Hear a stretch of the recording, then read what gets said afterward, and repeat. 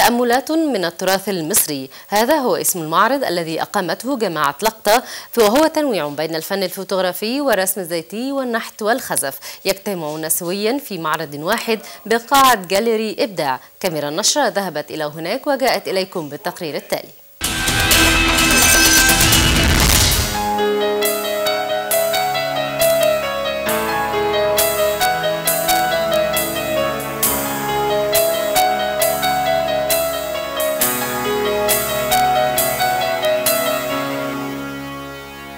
تأملات من التراث المصري تتجلى في المعرض الثاني لجماعة اللقطة المصرية، والذي تنوع ما بين الفن الفوتوغرافي والرسم الزيتي والنحت والخزف. تأملات من التراث المصري هي فكرة قائمة على أنه المعرض بيضم أكثر من 84 فنان، منهم مجموعة من ضيوف الشرف كبيرة جدا من جيل رواد، على رأسهم دكتور محمد صبري ودكتور رأفت نعوم ودكتور عبد الرحمن عبده ودكتور عبد الفتاح البدري ودكتور رضا عبد الرحمن.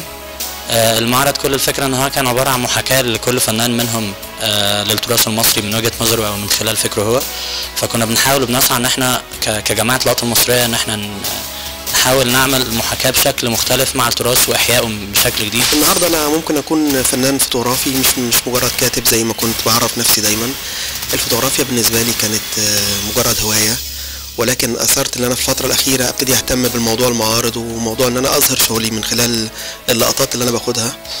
فكره اللقطه المصريه والتراث المصري الموضوع يمكن بالنسبه لي ليه واقع خاص جدا، لانه جاي بعد الثوره وجاي بعد احداث صعبه قوي. وبرضه احنا فضلنا ان احنا نبعد عن الاحداث اللي احنا ممكن نصورها في الميدان، لا احنا ممكن نتكلم عن الفوتوغرافيا ونتكلم عن التراث المصري من خلال مثلا التنوره المصرية. طبعا من أروع الفنون اللي احنا ممكن نتابعها.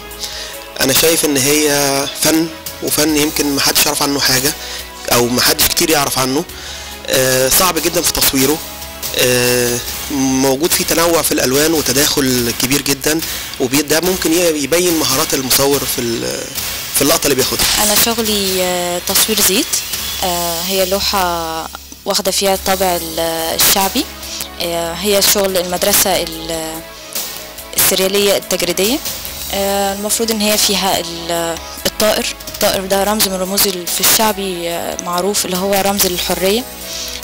وفي النجمة الشعبية اللي هي برضو يعني في عندنا النجوم عامة في المجال الشعبي، كان في اكتر من 10 تصميمات تقريبا لمجال النجمة الشعبية. انا طبعا من خلال المكان ده بحب ادعي كل الناس ان هم يشرفونا هنا.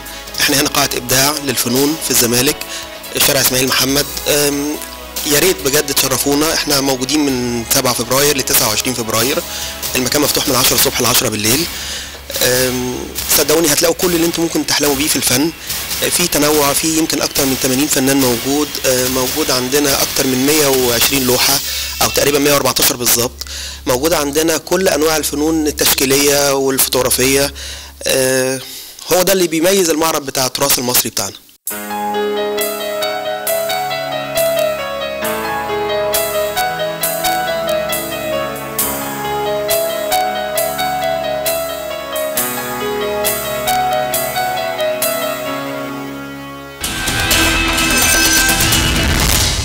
توفيت مطربة موسيقى البوب الأمريكية ويتني هيوستن التي تربعت على عرش موسيقى البوب قبل أن يدمر تعاطيها